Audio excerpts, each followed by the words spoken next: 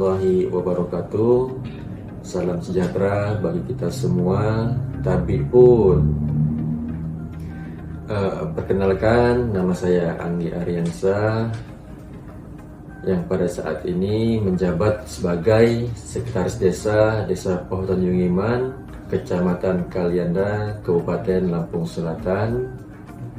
Dan pada kesempatan saat ini kami pemerintahan Desa Poho Tanjung Iman kedatangan adik-adik KKN mahasiswa Unila periode 1 tahun 2025 dalam rangka kegiatan wawancara tentang profil Desa Poho Tanjung Iman. Baik Pak, mungkin sebelumnya bisa dijelaskan terlebih dahulu untuk struktur pemerintahan desa ini bagaimana Pak? Untuk struktur pemerintahan Desa Poho Tanjung Iman pada tahun 2025 ini, kami menjabat dari tahun 2019 untuk Bapak Kepala Desa Poho Tanjung Iman yang menjabat pada saat ini yaitu Bapak Maharudin. Dan untuk Sekretaris Desa saya sendiri. Nah, untuk di bawah Sekretaris Desa itu ada Kaur Keuangan dan Kaur Perencanaan dan Kaur TU dan Umum. Dan untuk di bawah Bapak Kepala Desa itu ada Kasih Pelayanan, Kasih Pemerintahan, dan Kasih Kesejahteraan Masyarakat atau Kasih Desa.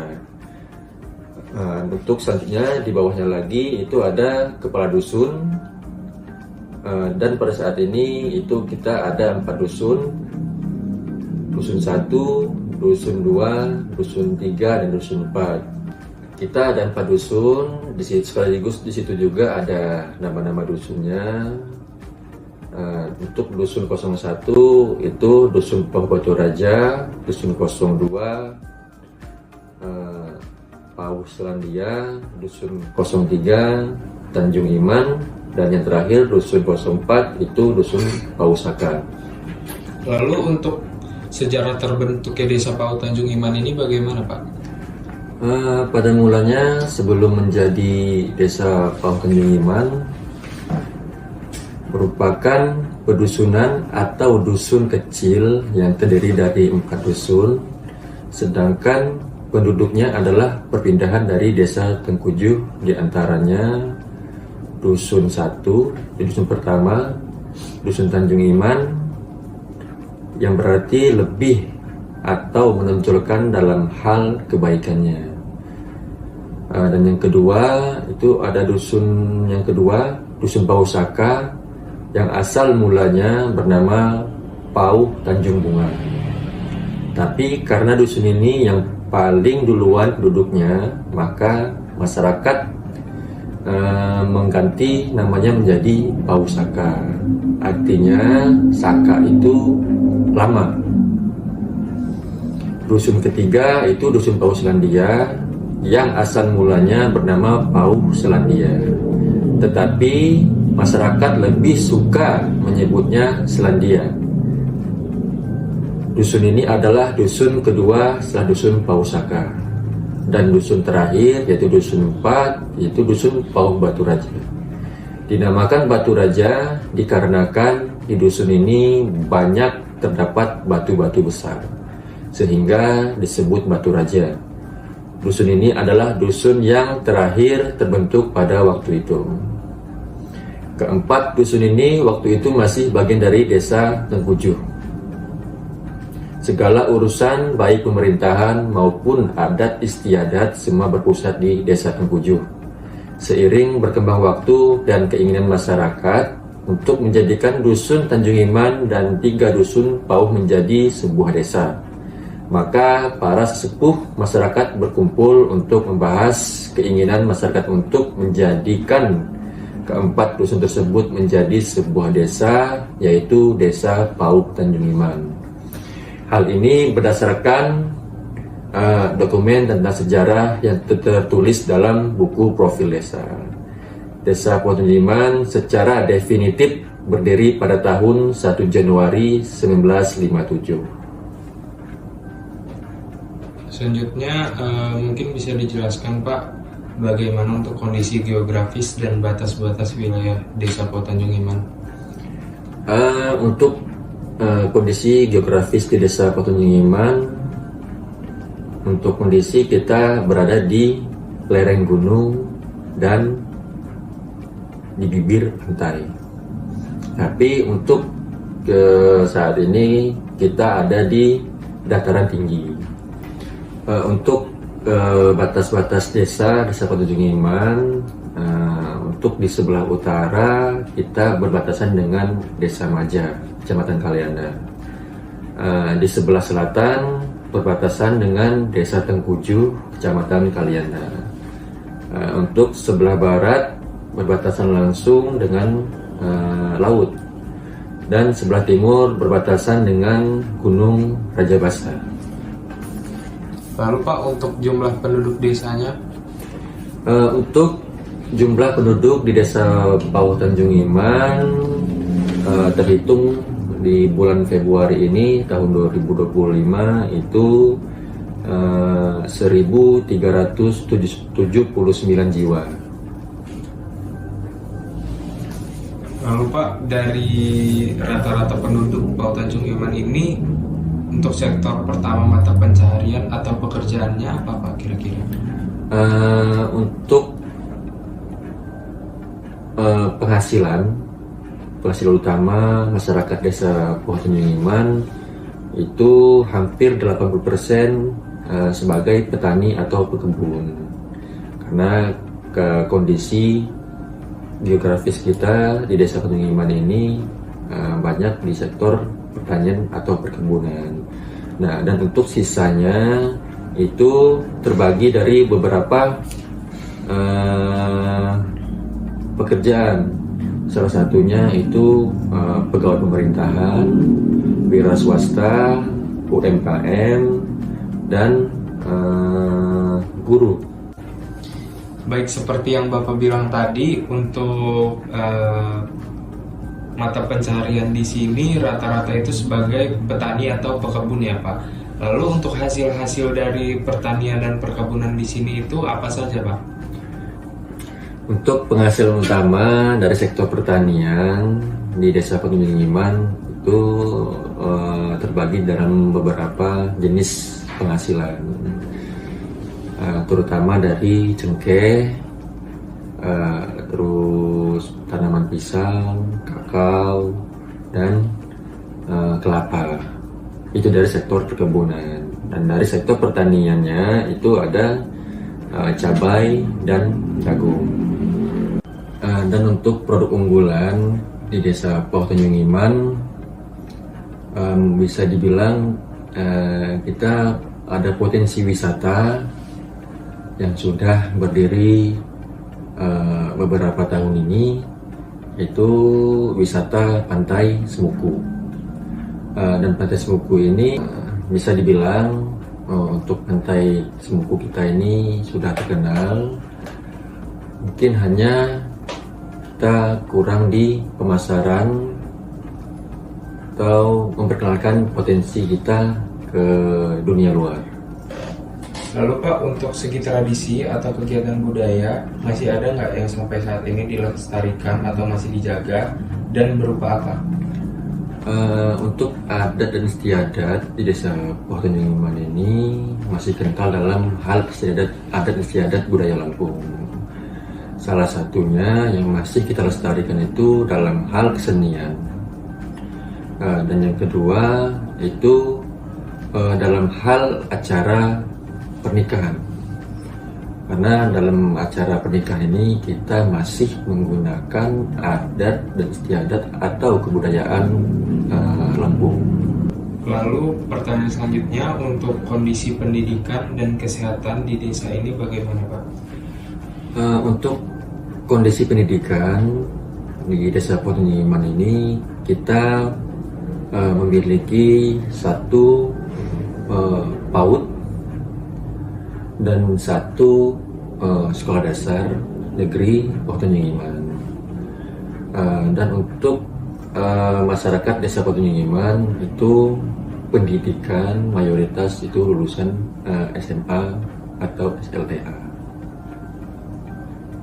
Lalu untuk kesehatan, dari segi kesehatannya bagaimana Pak? Dan untuk dari segi kesehatan di desa sudah ada program-program dari Kementerian Kesehatan yang diteruskan ke desa-desa. Salah satunya itu dalam hal posyandu balita, dan ada juga kita posyandu remaja dan posyandu lansia. Itu kegiatan tersebut diadakan setiap 1 bulan sekali.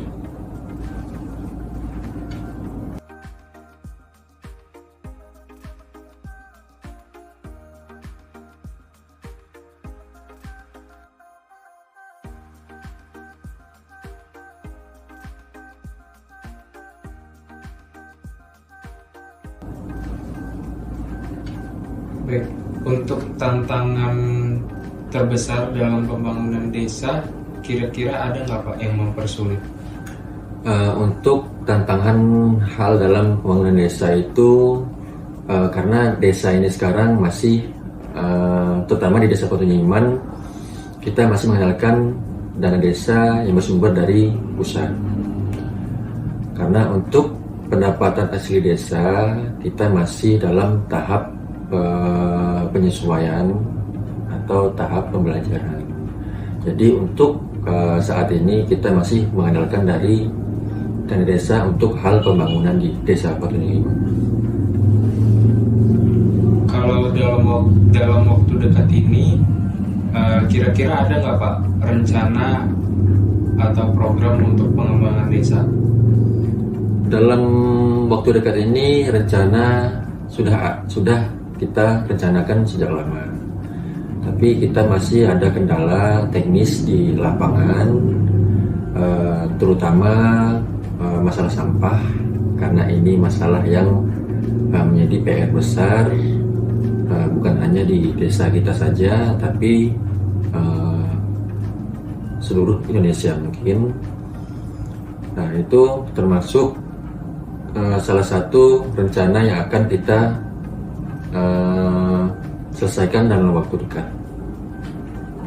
Lalu apa harapan Bapak untuk warga-warga desa dan mungkin khususnya ke pemuda-pemuda desa Pak? Harapan kami pemerintahan desa untuk masyarakat desa Potonyengiman, khususnya para pemuda-pemuda, saya selaku pemerintahan desa sangat berharap kepada generasi muda, karena yang akan melanjutkan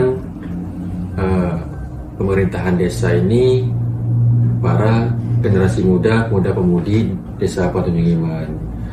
Harapan saya ke depannya, mudah-mudahan generasi muda ini bisa belajar dan terus belajar dan meningkatkan kemampuannya.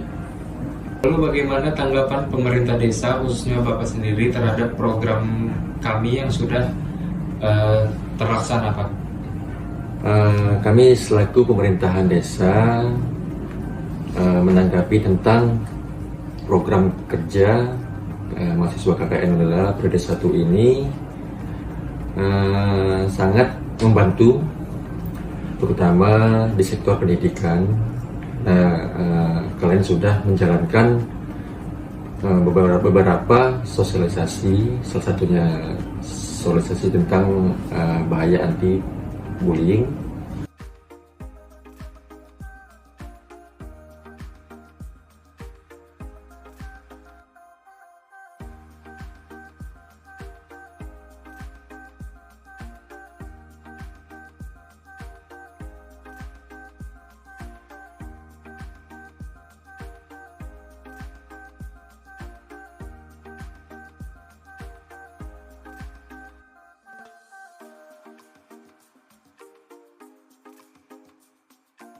Terus PHBS,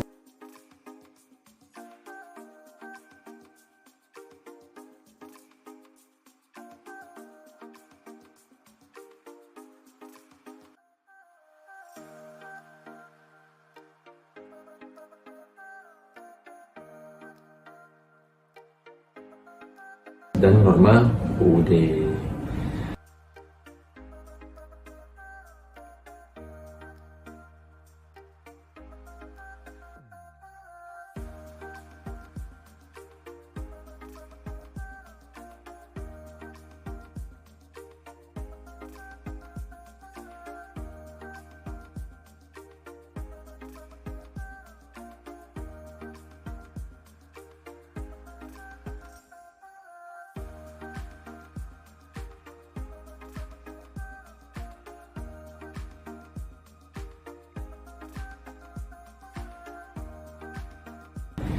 Dan di situ juga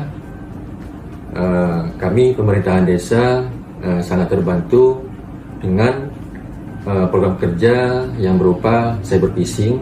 Jadi di situ pemerintahan desa sudah mengetahui tentang bahayanya di teknologi IT.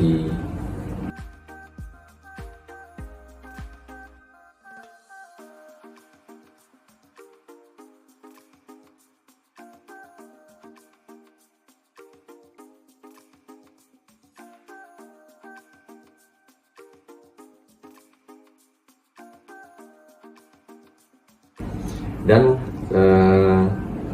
salah satunya yang sangat bermanfaat yang dirasakan masyarakat Desa Potonyengiman yaitu tanaman apotek hidup. Di situ kalian sangat membantu memberi pengetahuan tentang manfaat tanaman apotek hidup tersebut.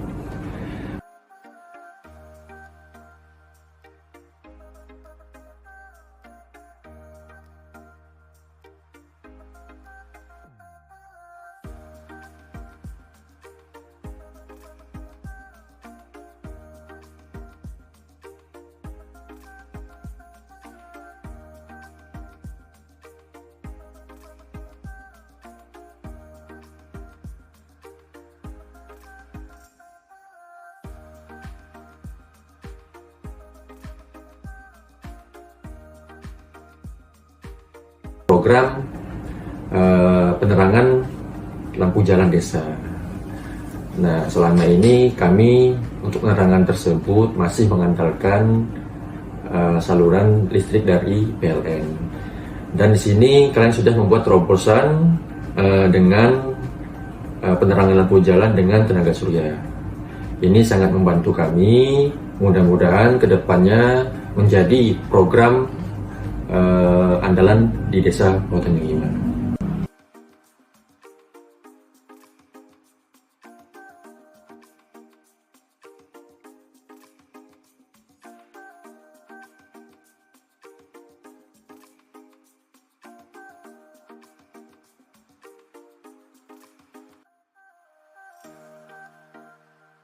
Dan yang terakhir itu ada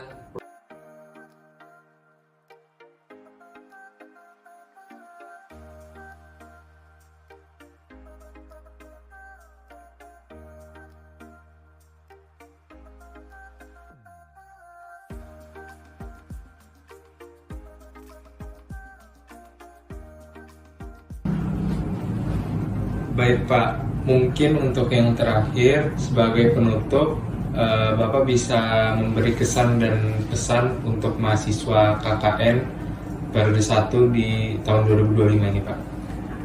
Untuk pesan kesan saya buat adik-adik mahasiswa KKN Unila periode 1 ini, untuk kesannya saya terima kasih banyak, kalian sudah membantu dan sudah mengabdi di Desa Potonyengiman ini dalam hal segi apapun itu, karena kalian sudah bisa menjadi sumber pendidikan, sumber pengetahuan yang sebelumnya belum pernah kami rasakan.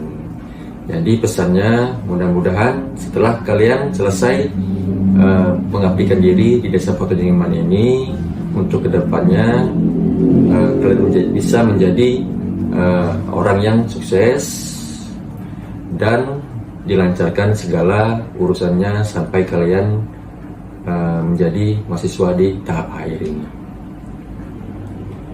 Baik Pak, mungkin untuk wawancaranya sekian. Terima kasih banyak Pak. Sama-sama.